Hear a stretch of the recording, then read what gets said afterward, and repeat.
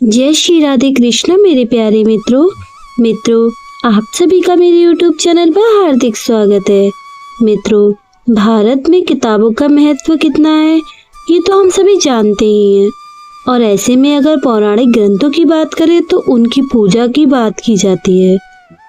भारतीय इतिहास किसी विशाल समुद्र की तरह है जिसे जितना समृद्ध बनाने में पौराणिक कथाओं का भी हाथ रहा है।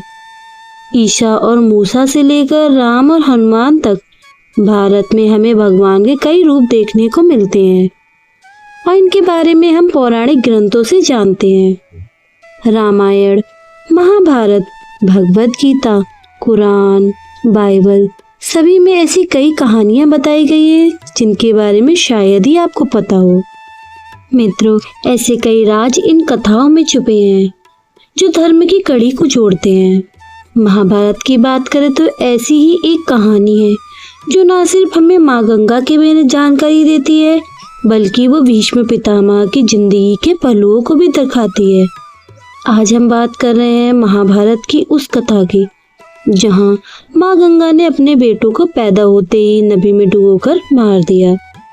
मित्रों, महाभारत में गंगा, राजा प्रतिपद और शांतनु की कथा है जहाँ श्राप मुक्त का भी जिक्र है। दरअसल स्वर्ग में 8 वासु थे जिन्हें श्राप मिला था कि वो पृथ्वी पर पैदा होंगे।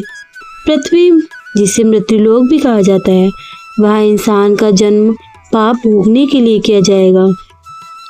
इन 8 वासु का उद्धार करने के लिए माँ गंगा ने कदम उठाया। उन्हें अपने उदर में जन्म देकर गंगा ने अगले ही दिन मार दिया ताकि उनका पृथ्वी पर जन्म होने से पहले ही उनके श्राप खत्म हो सके और वो स्वर्गलोक में वापस जा सके। गंगा ने 7 बेटों को तो मार दिया था, लेकिन 8वें बेटे के जन्म के बाद गंगा के पिता शांतनु ने गंगा को रोक दिया, जिसके बाद गंगा शांतनु को छोड़कर चली गई और उस 8वें पुत्र का नाम था भीष्म, जिसे हम भीष्म पिता के नाम से भी जानते हैं। उनको गंगा पुत्र भीष्म भी कहा जाता है। तो मित्रों, यह थी माता गंगा की कहानी जिसे महाभारत में बताया गया है। परंतु इसमें लोग कौन थे? श्राप क्या था? सिर्फ बासु के ऊपर भी यह श्राप था या उनके भाइयों पर भी? और असल में बासु थे कौन? इनके क्या राज थे? इसके बारे में हम आपको इस वीडियो के माध्यम से बताएंगे, तो इस वीडियो के अंत तक आप सभी बने रहिएगा। मित्रों, हिंदू धर्म में बासु असल में इंद्र और विष्णु के अनुयायी माने जाते थे जो स्वर्ग में उनके साथ रहते थे। जिन अष्टवासु का जिक्र यहाँ हुआ है उन्हें रामायण में अर्थात रामायण में कश्यप और अदिति के पुत्र बताया है। महाभारत में मनु या ब्रह्मा प्रजापति के पुत्र बताया गया है। इनके नाम भी रामायण और ब्रह्मा महाभारत में मिलते हैं, लेकिन इनके नामों का मतलब एक ही है।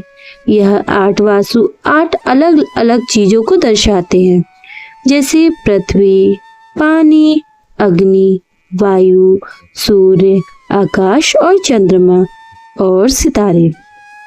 महाभारत के अनुसार इन 8 वासु में से एक प्रभास की पत्नी धू ने एक दिन जंगल में एक गाय को देख लिया।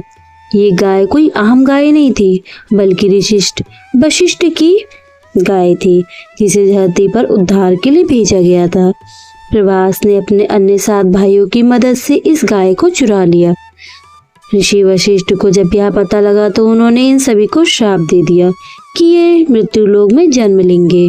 इसके बाद सभी वासु क्षमा मांगने के लिए ऋषि वशिष्ठ के पास पहुंचे और फिर ऋषि वशिष्ठ ने उनको क्षमा करते हुए कहा कि आप सभी का जन्म 1 साल के अंदर ही होगा और साल के अंदर ही उनकी मृत्यु हो जाएगी और वह मृत्युलोक छोड़ देंगे और इस शाप का पूरा दंड प्रभास को भोगना होगा।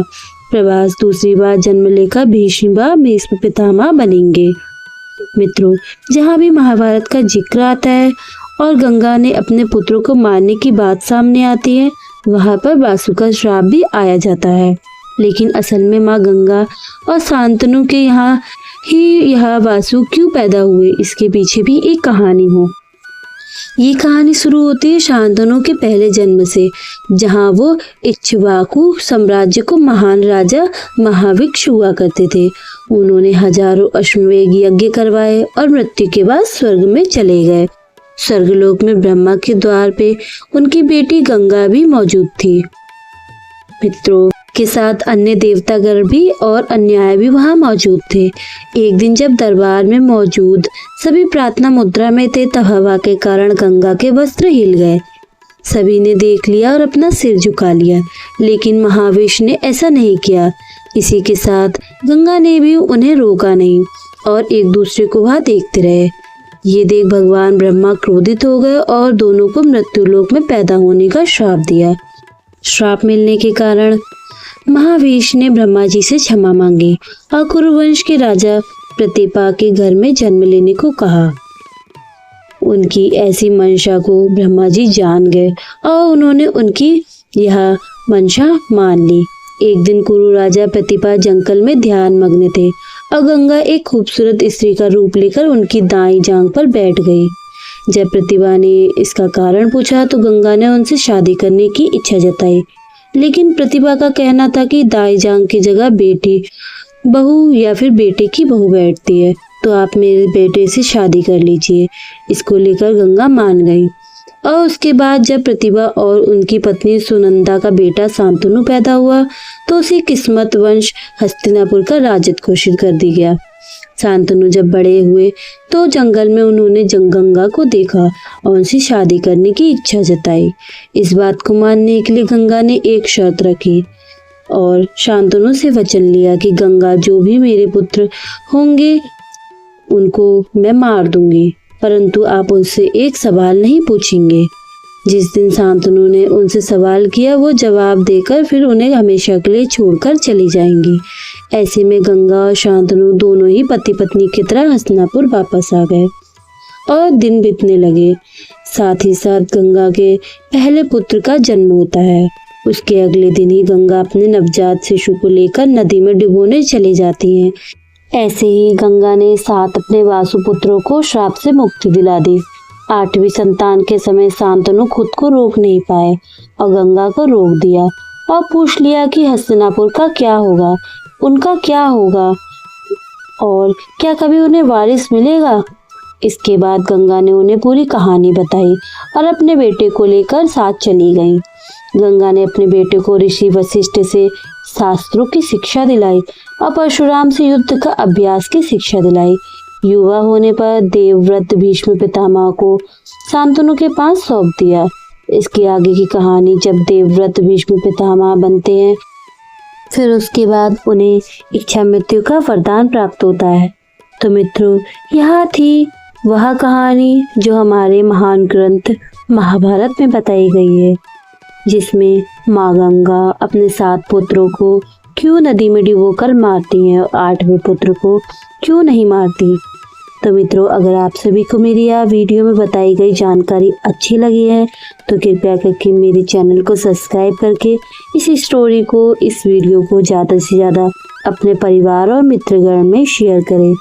तो मित्रों, अब हम मिलते हैं अगली वीडियो में। मित्रों, अगर आप सभी को यह जानना है कि महापितामह भीष्म को आगे उनके साथ उनकी ज़िंदगी में क्या क्या घटित हुआ तो आप मुझे कमेंट बॉक्स में बताइएगा।